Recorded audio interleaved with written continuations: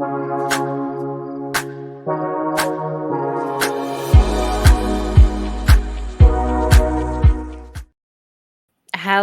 gamers, and welcome back to COAGG Conversations. I'm your host, Doom Cutie, and here with me today we have the incredible Amanda from Ground Zero Gaming. Hello. Hi, thank you so much for having me on. It's fantastic to have you here. I really love that we met organically. I have to say, I'm going to start with that because how we met was actually probably one of my favorite meet cutes ever. And I've been I've been to a few gaming events, and I've encountered people on social media, but when I saw Amanda sitting on one of the stalls at was it Planet Royale in the Perth CBD, sitting with 3 guys, I did not realize that she was the strategy and engagement manager for Ground Zero Gaming. So, oh my goodness, it's always so interesting meeting people, and from that, you're now on the podcast. I know, and I actually do have a little bit of a favorite part of that meeting as well, because I remember you came up to me and asked if I was a streamer, and I was so excited that you actually thought I could be cool enough to be a streamer. So that just made my day. Well, I'm glad you weren't offended, because that would have been the last thing that I wanted. But okay, so to put it in context for everyone who doesn't know what the heck is going on, at the end of November there was a catch up for the Twitch Perth community, and it was held at Planet Royale, and there was a lot of streamers there, and I put myself in that category because I'm like, well, I stream my podcast live, and we go live when we do charity events, so that that's kind of the same thing. And then I suppose it was kind of easy for me to assume everyone was a streamer. But Amanda looks so young. She fit in. She very, very lovely, and lovely to see you here at COAGG. So thank you for being here. No worries. Not a problem. Now I must start with a question. We had a little bit of chat in the green room about your recent gaming habits, and I would love to chat about the game that captured your fantasy, your attention in 2023. Amanda, what was that game? That was Hogwarts Legacy. Hey, you know what? That was my game of the year, and it's so good. It's so good, and I'm so glad you prefaced that with the game that captured me for 2023, because it literally took me almost all of 2023 to actually get through it, because I just don't have as much time as I'd love to be able to spend playing games like that. And I think we actually downloaded it on the day it was released as well, which was like early Feb. So yeah, it took me a while, but I got there. Yeah, and you know what?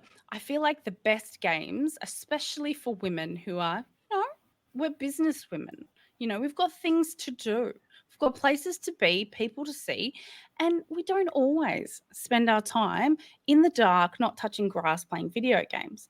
And Hogwarts Legacy is a fantastic example of a game that you can pick up and put down and still feel so much connection to. And yeah, like it's a total vibe, really. Absolutely. And I always love it when you have those games where you can spend like a good 45 minutes designing your character at the start. I'm a Sims girl at heart, so that just ticks all of my boxes.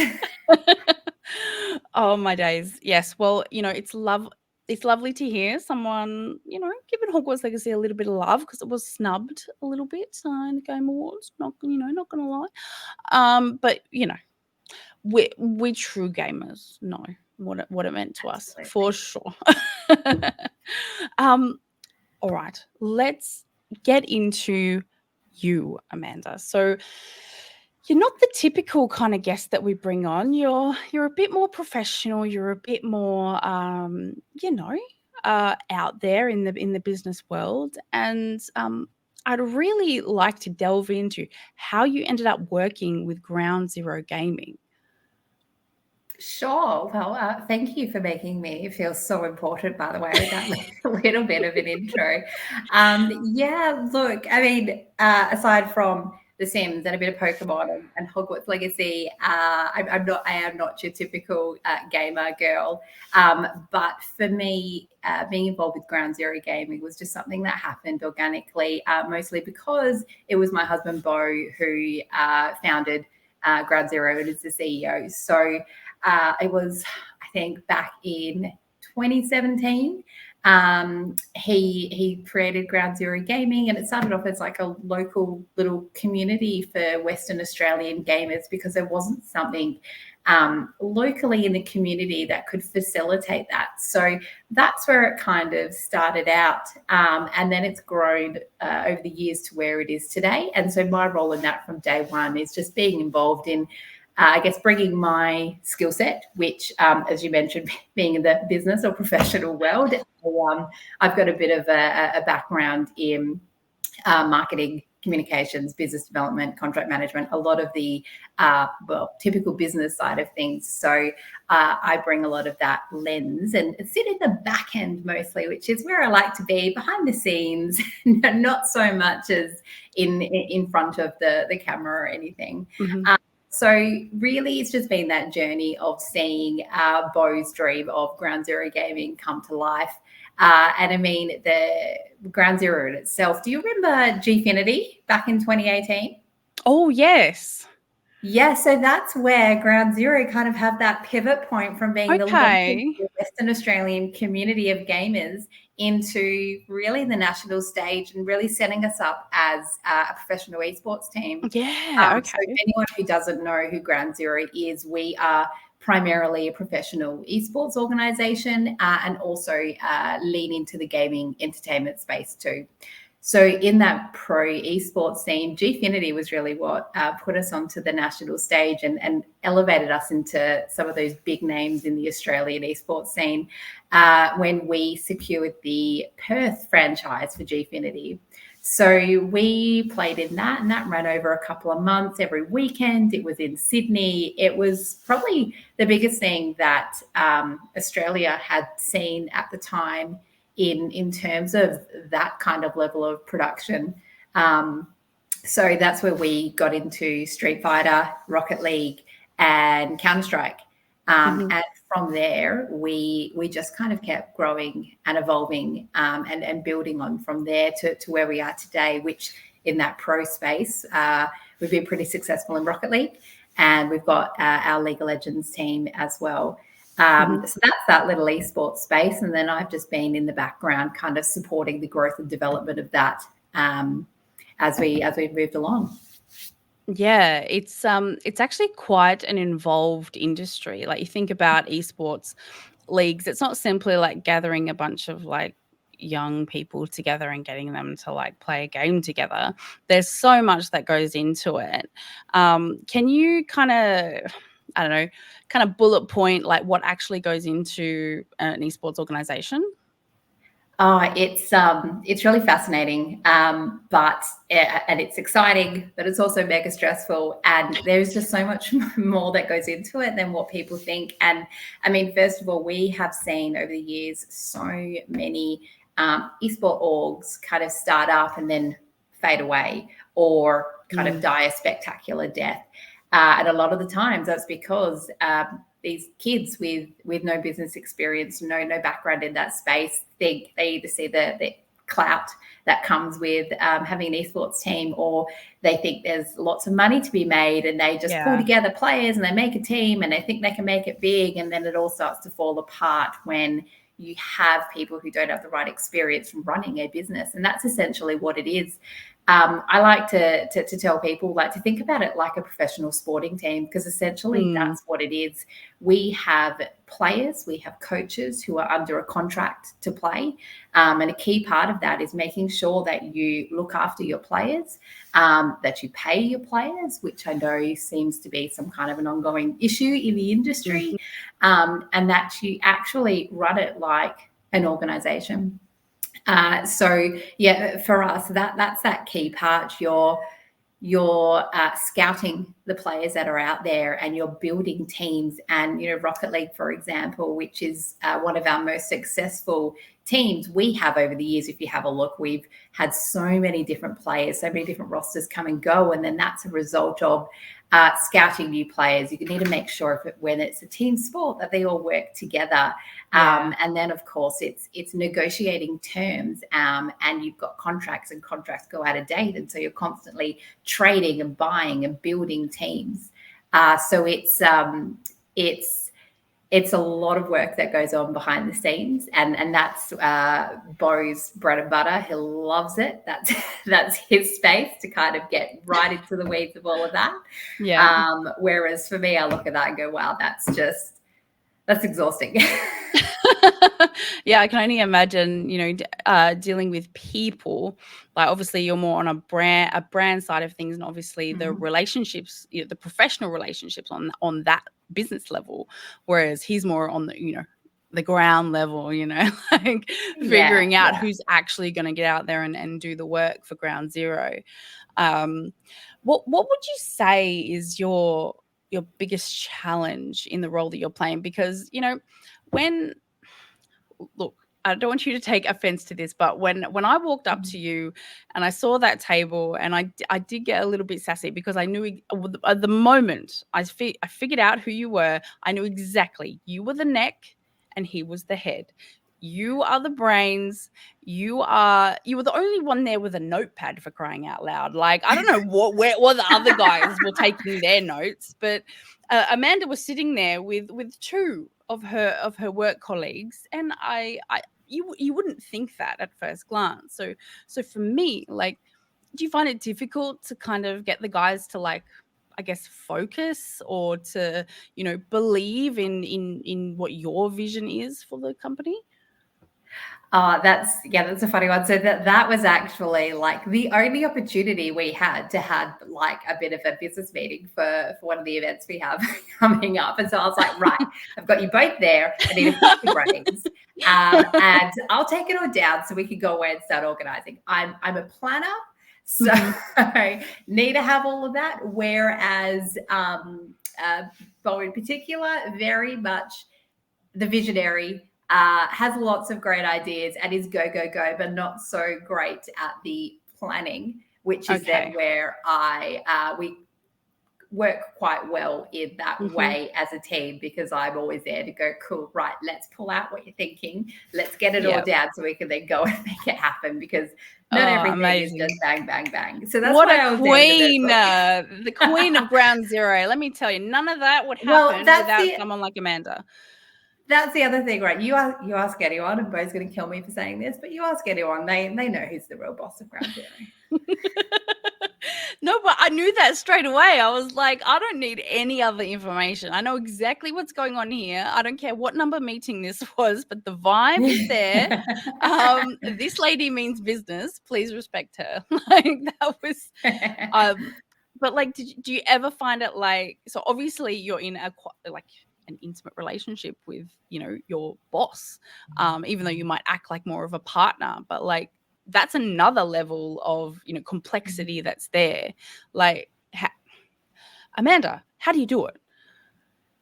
Everyone asks me that all the time. It's the strangest thing. I think just because we're best friends, and we work so well together. We have very similar personalities, but also very different personalities that are complementary, particularly when it comes to the skill sets that we have that work in building Ground Zero. So that's where that comes into play. It's I think we both have that similar personality piece where we can be direct and fiery at the same time, but then best of friends and just make things happen. Okay, that's fantastic that you guys hold on to that and appreciate each other's differences, and keep that going, because I can imagine that for some people, and it's probably more than likely not just in esports, but anyone who enters a professional relationship with their the partner, like, my goodness, what a minefield. And like and I mean, at the end of the day, like, esports is really male dominated. You are a woman in this space. Like, you're a powerhouse, don't get me wrong, but like, I mean, I don't think anyone has probably ever said no to you for fear of, I don't know. Like, and that's great. I'm trying to perfect that art, but I'm terrible at it. But like, I just want to know, like, when you're like, hello, I'm Amanda, I'm the strategy and engagement manager for Ground Zero Gaming. Like, do people just all of a sudden like act better because they know your title, or do they assume you're just like some extra? Yeah, it's an interesting one because not very many people will then talk to me if they don't know who I am or Yeah. or what Yes. role I play. But I think one now having that, being part of Ground Zero Gaming, especially in that esports space, you immediately get that level of respect, especially then when it comes to the title. That's part of the business operations side of it there. So but yeah, no, I mean, I mostly sit in the behind the scenes driving it anyway, not so much kind of front of house, particularly in the esports space. Where I am front of house is in the I guess more of the corporate side of things. So I do a lot of the engagement with partners, particularly when we get to those non-endemic brands, and that's my world naturally. So for me, that's not any kind of an issue at all, and it's more so if I'm engaging in that esports space, it's alongside the men in the organization who automatically get that level of respect, right? So. Yeah, exactly. No, I would hate the thought that, such an intelligent woman.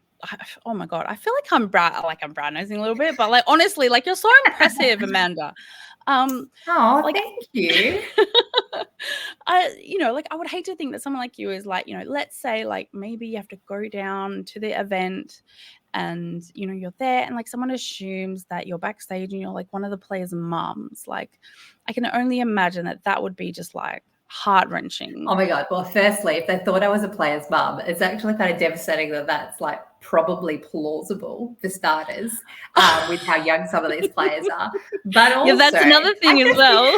I'd just be devastated that I'm so sorry. I try so hard to preserve my like youth. And now do you know how many steps my skincare routine is? Right? How much money I spend on this? You know how expensive my sunscreen is? I have zero issues in correcting people or introducing myself and making it clear who I am and what I do. That's, I guess, just me. I maybe also enjoy it, putting people in their place, particularly if they're being a little bit egotistical or rude. That's just me. Look, we love a confident queen here at COAGG, so do not stress. You also take a look in the mirror because you are absolutely killing it, being able to create what you've created and also killing it with just all of your guests that you're going on and everything that you're building.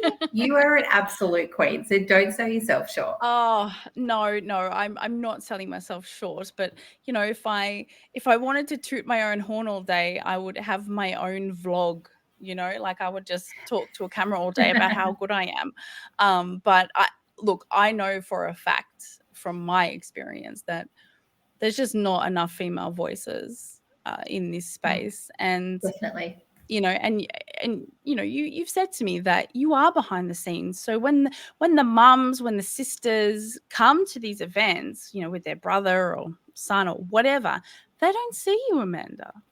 They see the people, whoever's hosting or, whoever's on the front line. It's Bo up there saying, hey guys, welcome to my event. Isn't it so amazing? And, no offense to, obviously he's a CEO, but like, there are so many people behind the scenes that just aren't there. So it's all about that representation and just giving people a voice. And that's why I'm so happy you're here. Absolutely. Yeah. And when it comes to the event space as well, so the esports space is probably where I have more of a backseat. When we move into what I said at the start about gaming entertainment organization, when we shift into that event space, that's when I guess I do play more of a front and center role there. And one of my favorite parts is when we're actually at the events and running it. Which often, because Bo and I both work full-time jobs, so we often will then on weekends running the events. And one of my favorite parts is actually talking to the parents and actually trying to actually just break that stereotype around gaming, because a lot of them just listen to what they see in the paper or what they hear on mainstream news channels, which we all know can be a The fact little that they bit still on the read the biased paper, side. like, And yes, and all about clickbait, fear mongering, all of that kind of thing, right? So what we have I guess a bit of a foundation in that community space, and what's really important to me is just making sure that, particularly as a female, that I can talk to these parents and talk to them about how gaming is not just a boys thing, how it's not negative, how there are all of these fantastic, really important skills that their kids are actually learning when they're engaging in a safe gaming environment. And I mean, you even just look at the pro esports side, these teams, they actually need to have good communication skills. They need to have good teamwork. They need to actually have diligence and commitment in their practice schedules.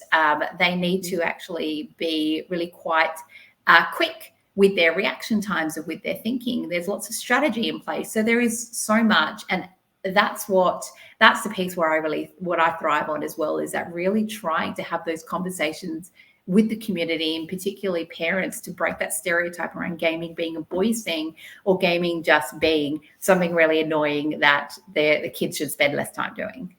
Oh, Amanda, you've hit the nail on the head. As an educator in this space, the amount of times that I have encountered parents who are like, oh, my child is wasting time doing this. Or, like, oh, that, the gamification of education is actually a massive thing at the moment. And for parents to buy in to that is extremely difficult. So, you are on the ground, you are talking to those parents and saying, you know what, your child is learning. They're in a safe space. They can experiment, they can gain confidence, they can gain friendships, and all these really valuable skills that are transferable to whatever environment that they're in, no matter how old they are. Absolutely. Absolutely. And even we got, and most of the players that we have on our rosters, they're all, 16, 17, 18, 19 in that age group, right? So this is their first job. And the skills that this also teaches them about just responsibility and committing to something and learning how to prioritize and work together. It is so important for their development as well, and that sense of maturity in their development. But even, and you mentioned like build friendships, that's something in the event space that we run, that's something that I absolutely love seeing all the time, is that when we have kids that come down and make friends, and they actually then return day after day, and they just make these friends playing games together, and it's just so beautiful to see. And the other layer on that as well is the inclusivity, and just being able to, everyone's on the same level playing field, and it's just so beautiful to see. And it's just trying to break these negative stereotypes of gaming is a really important part of what I do, or what I love to bring to this side of it, and what Ground Zero Gaming stands for, particularly in our community event space. Yes, most definitely. And the more people who are spreading that message, honestly, the better it will be. Because honestly, you'll probably have less fights with your child, and your child is probably going to want to talk to you more instead of you just telling them not to do something. This is probably it's a little bit more of a personal story. But I had a particular student, 15 years old. He did so well on standardized tests. But this particular student did not do a scrap of work for me. But you know what? He loved RPGs. He'd played God of War like 10 times. He could read, he could write, he could do maths. And I think think it's because he played a lot of video games. I think that was his like saving grace. Like his parents weren't that invested in his education, and I think he just like got it from that, and it was such an incredible thing. And yeah, like I said, you guys are doing the most. We love to see it. We love it. When we all play, we all win, you know? It's just fantastic. So Absolutely. well done. Well done to you and the team at Ground Zero. And I wish you all the best for your future and upcoming events. Now, you did mention that, you know, one of your favorite things is connecting with people. Is there anything else that particularly stands out to you in regards to your experience or any achievements that you yourself made for Ground Zero? Look, I think, our journey from where we started in 2017, and how many years ago is that now? 6, almost 7 years ago now. Hey. Just seeing that grow from that little local community of gamers into where it is today is just something that makes me so proud. The fact that, we've been able to keep building and building and growing and making such an impact, not just in that the Australian esports scene, but also in communities as well. So something that I'm particularly proud of is this community event space. So, I've talked about it quite a bit, but, essentially it was 2019 where we did our first community event. COVID the following year kind of like stifled it a little, but we bounced back the year after. But, essentially we partner with retail precincts or lifestyle entertainment precincts to bring free video gaming activations to the community during school holidays as an activity. And the first one we did, we partnered with Forest Place in the Perth CBD. And that was a part of their Forest Live festival. Yeah, it was awesome. They were running this festival called Forest Live, and we had a video gaming booth, and that was kind of the first iteration of our events. And we'd never done anything like that before. So all these PCs outside, all these gamers like getting sunburnt. Like it's like for the very first one we did, it was just actually probably one of the most challenging because yes, we were running PCs, or we had gaming laptops. We were running them all outside in the middle of Murray Street Mall, which is also huge security. I think we had like 24-hour security rolling. Because the whole thing, it couldn't even be like locked away or anything. We just had to kind of close some curtains and have our security guard there the whole time and hope for the best. But I mean, that was amazing. That was just such a whirlwind. I actually have an event management background as well. So the organization, that was the event nightmare then. It's my jam. So this is my time to shine. So yeah, that was the first one we did. And that was a free event for just people to be drawn to the city and to just actually stop by and play some Rocket League. And then post-COVID, we ramped it back up with shopping centres. And so we were actually, we've been down in Mandurah, we've been up in Joondalup, and essentially we partner with those shopping centres to actually bring one-stop shop. We bring the equipment, we bring the staff, we bring the whole atmosphere, we build the different sets and experiences, and essentially just set up video games for kids to come down and play.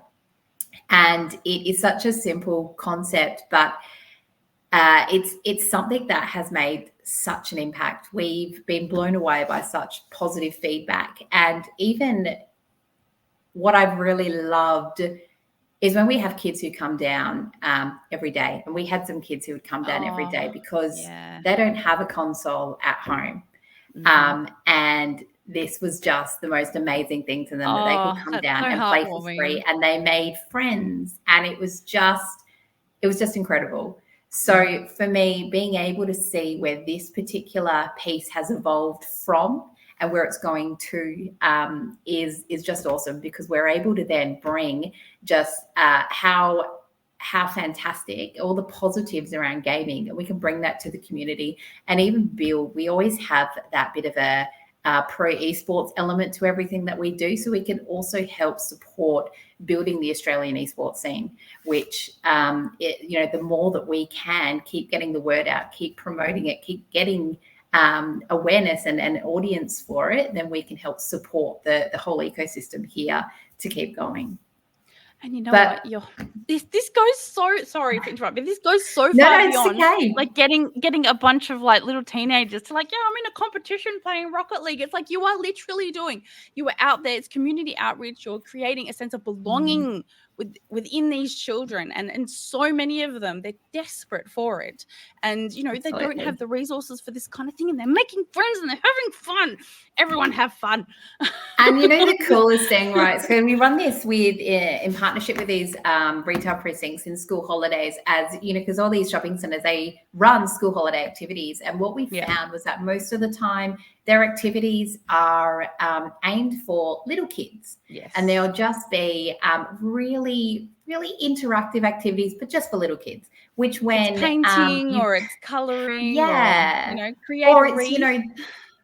Yes, or it's dress up characters that are really only magical to when you're really, really little. So what we found, and that's one of our I guess biggest unique features of what we do then, is that this is something for the whole family. And we have your 3-year-old who's just mashing the buttons thinking that they're part of it, or sitting on dad's lap playing while dad's actually playing.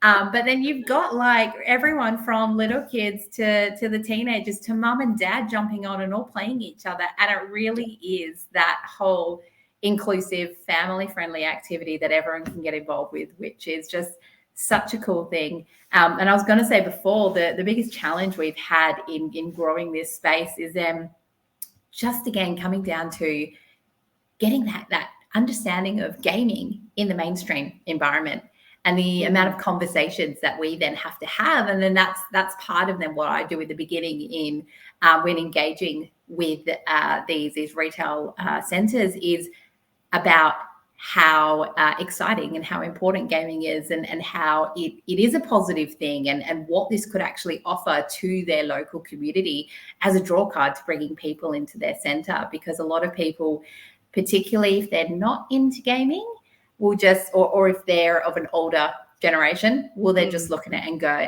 no, this does not sound like a great idea. We're going to do almost reinforces their feelings that they already have, because Correct. they have that cognitive dissonance about their assumptions. Yes. So we've been lucky to, we've worked with some fantastic partners over the last couple of years, and in doing so, we've been able to build and build each time, and really start to share that message that gaming can be a really fun, exciting, awesome, positive thing. That's amazing. And I love it. Gushing. Love to see it. Oh my days. I have like all the warm and fuzzies about this, because it's just so cool. And it removes so many, it's a social lubricant, it removes barriers, it just love it. I really enjoy that term, social lubricant. Have not heard that before. I am absolutely going to be using that. Oh, well, I can't remember the name of the person that I actually got it from. It was when I was at South by Southwest, and they were talking about play as in like physical play, like play as a medium for being social. And this woman carries Lego with her everywhere, and she just like puts the Lego and she like puts it together, and then like people help her, and that's her social lubricant. But yeah, this is the I guess the more digital version. Yeah. What I was going to say is, so obviously like this didn't just come about like all of a sudden. You obviously have had so many years experience within gaming that have been positive. So I kind of want you to like think about before, Bo. Was gaming on your radar, or was it because of your relationship? Oh no, absolutely. So I guess the more serious competitive esports side is there because of both. But for me, like I said before, I grew up on every version of The Sims. I just love it. I would spend hours making my people and perfecting them and building my awesome houses. Lovely. And just and also even when we were younger, we had the Sega. And I just remember playing old school, because I feel like I'm showing my age now. I just realized that. That's why I'm like, yes. Playing Mortal Kombat with my sisters, and also like original Sonic and Alex the Kid. Like they were my jam. So gaming's always been my thing. And then also I love Pokemon. So back playing Pokemon on the DS and the 3DS, and then moved to Switch. So absolutely. But I play it for fun, and I mostly enjoy those kind of free exploring long form games, not very much a winner and a loser or super competitive. That's Bo's space. Oh, but you know what? It's almost like you're the heart of everything that is Ground Zero Gaming, because you know how it can bring families, kids, friends all together in this, very, and like you said, even playing field, and it just creates like this incredible environment. The vibe is just like no other, really.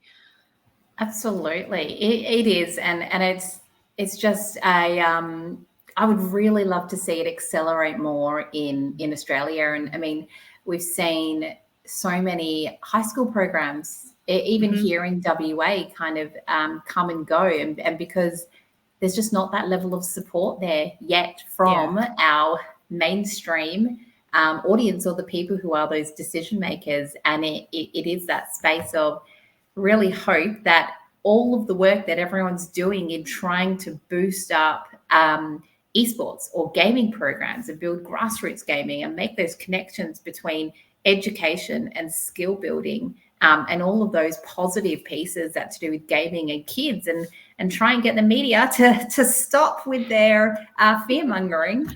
That's all stuff that can really, really help. But it's a grind, as everything that everyone knows who works in esports or gaming. It is a grind.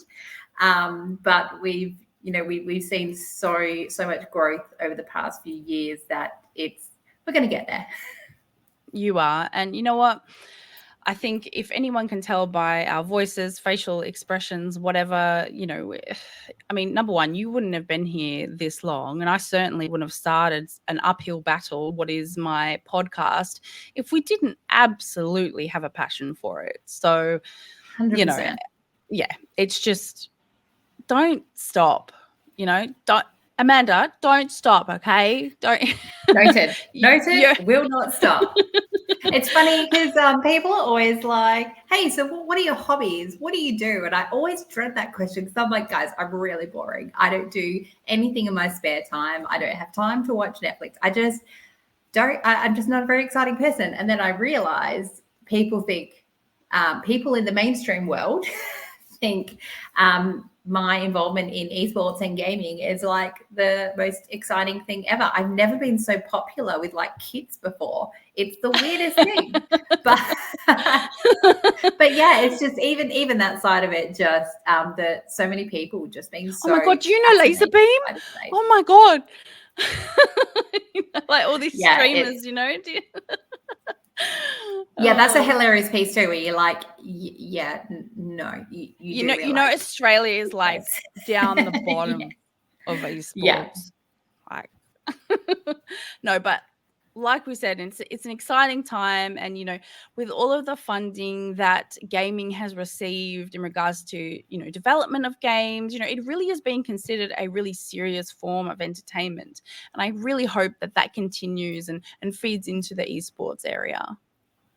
Yeah, absolutely. I mean, we've seen, even with the Olympics picking up some games, although I think we need to make sure they pick up the right games and not just digital versions of real, like, physical Just sports. Dance was great. I thoroughly enjoyed that, actually. I watched that. I don't know. I think they had, did I read that they had or were going, no, either were going to have it the next one or did have, just like a digital version of like golf or something like that. And I'm like, Really? guys, No. Golf with friends. Can we not do that? Golf with friends at the Olympics with like, you know what? I think I could be an Olympian.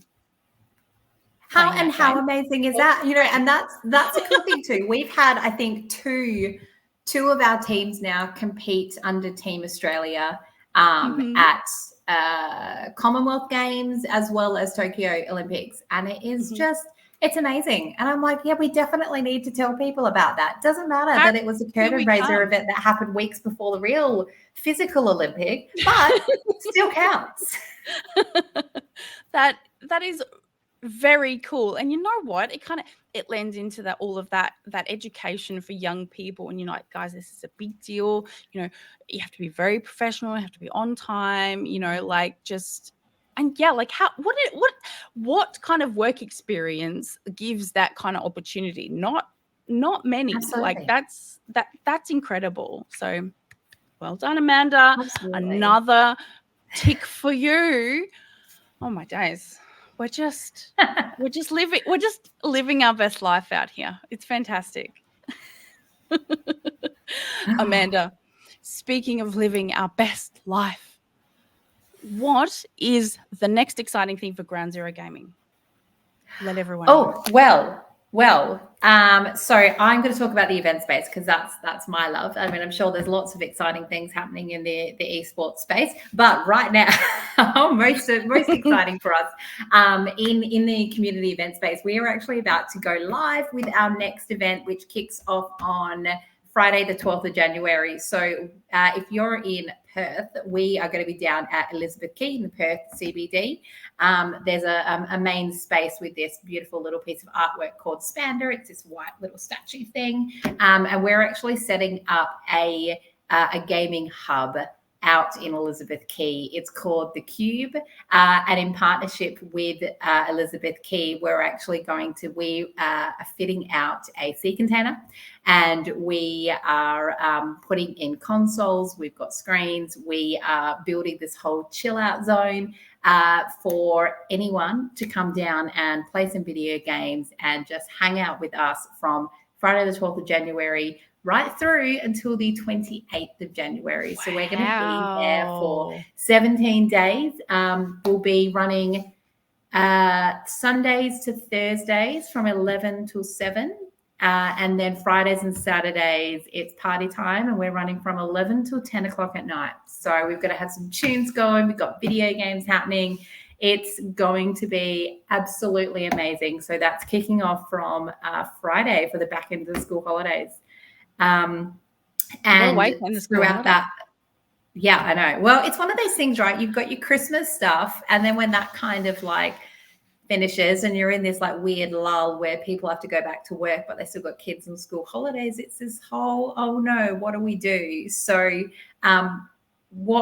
with all of our events, it's about drawing people into a destination. And so for us, we're working with Elizabeth Quay to make Elizabeth Quay the destination of choice for the January summer school holidays. I mean, they've got some incredible attractions and food places down at Elizabeth Quay already. So we're just then going to plug in as something a little bit different, where anyone can come down for free and just have a go, verse their friends, verse their family, have an amazing time for free.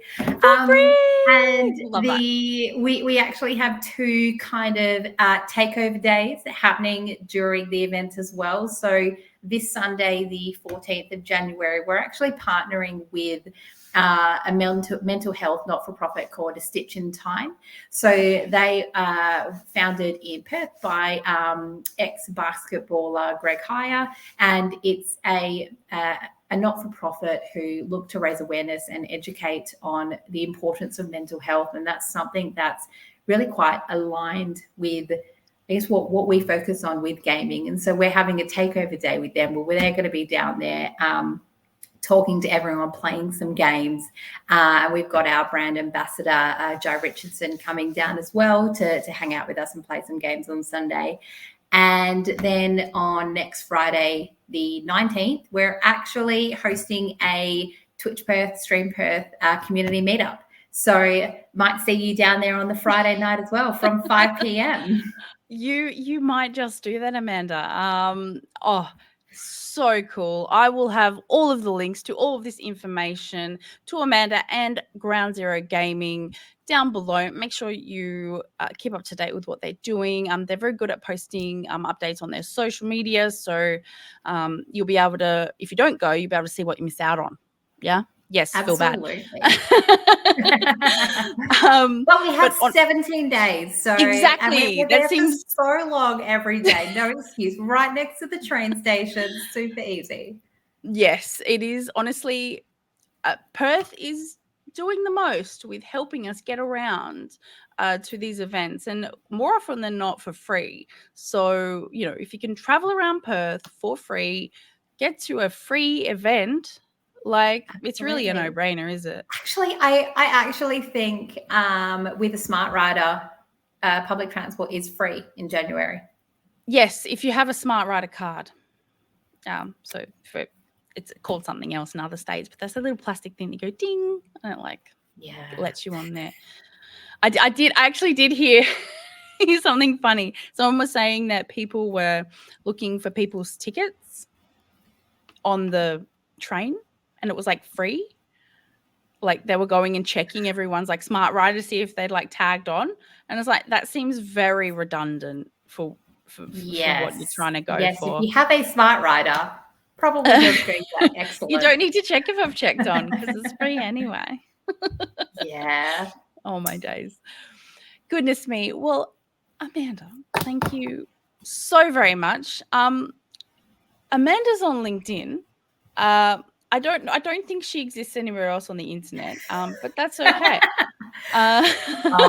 Yes. Look, again, I feel like there's been far too many instances where I'm showing my age on this. Look, I do exist on the other cooler, but that's for cooler platforms. But no, you know what? LinkedIn is showing to be the stable, guy friend. If I was to identify all of the social media platforms, that's what LinkedIn would be. Very stable. I can talk to them. I can cry. They'll bring me ice cream, but we're not. Actually, it's not hot, I do exist on Twitter or X or whatever we're calling it nowadays, and Discord, but that is purely because of Ground Zero. And so I can actually just hype girl Ground Zero. Well, that's fantastic anyway. I will put Amanda's LinkedIn down below, and if you wish to contact her, connect with her, chat about Ground Zero or about her work within the industry, please give her a follow, connect with her. She's really friendly. It took her less than 12 hours to respond to me, so well done, Queen. Incredible. Thank you so much for being here. You're lovely. No, thank you for having me. I've had a blast, and I mean, I know the time is telling me 47 minutes at the moment, and girl, I can just talk and talk and talk. So I know. People always oh, how long is it going to be? I'm well, I say at a minimum half an hour, but I've had people talk way longer than that. So because they realize, it's quite natural, it's quite conversational, and the time just flies. We're having a good time. Absolutely. I've had a blast. Thank you so much for having me on. Thank you so much. And to everyone who's watching and listening, Happy New Year. This is our first episode back for the new year in 2024. It's going to be, I have a feeling it's going to be a big year for COAGG. So make sure you're subscribed. Make sure you're following along. And I got nominated for an award. So definitely, yay. So just make sure you follow me. Check out our social media. And when the voting, I think there's voting, goes live, I've never done this before, but when it goes live, I will let you know. Stay safe, gamers, and we will see you next time for another episode of Confessions of a Gamer Girl. Bye.